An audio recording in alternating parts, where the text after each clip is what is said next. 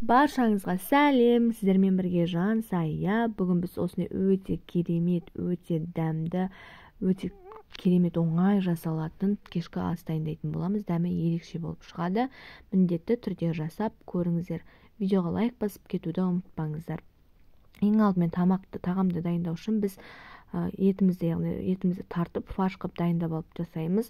Оған пиязымызды, аздаған күрішімізді, тұзымызды, бұрышымызды және де бір жұмыртқамызды қосып алып жақсылап тұрып араластырасыздар. Мен видеода жұмыртқа қосқандағысын видеоға түсіріп алмаппын. Сіздер қосуды ұмытып кетпеңіздер. Барлығын қосып біркелкі етіп жақсылап тұрып араластырып аласыздар. Ал картоптарыңызды аршып, осындай дөңгелек етіп видеодағыдай кесіп аласыздар. Кейін фаршымызды тефтелі ретінде осындай дөңгелектеп аламыз барлығын, және де екі жақ шетінен картопты қойып отырып, арнайы формаңызға не болмаса мен сияқты табаға осылай тізіп шықсаңыздар болады.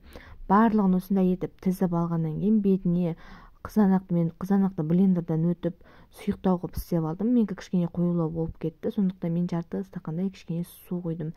Не болмаса сіздер томат пастасын сумен араластырып құйып жіберсеңіздер болады. Бірақ та қызанақтың өзін езіп қоссаңыздар өте дәмді болып шығады.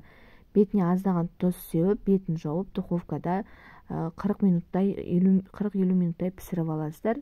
Кейін бетіне осылай сырды теркадан өткізіп, үккіштен жақсылап өткізіп аласыздар да, духовкада қайтадан 15-20 минуттай сыры ергенше, не болмаса тіпті 10 минуттай пісіріп алсаңыздар болады.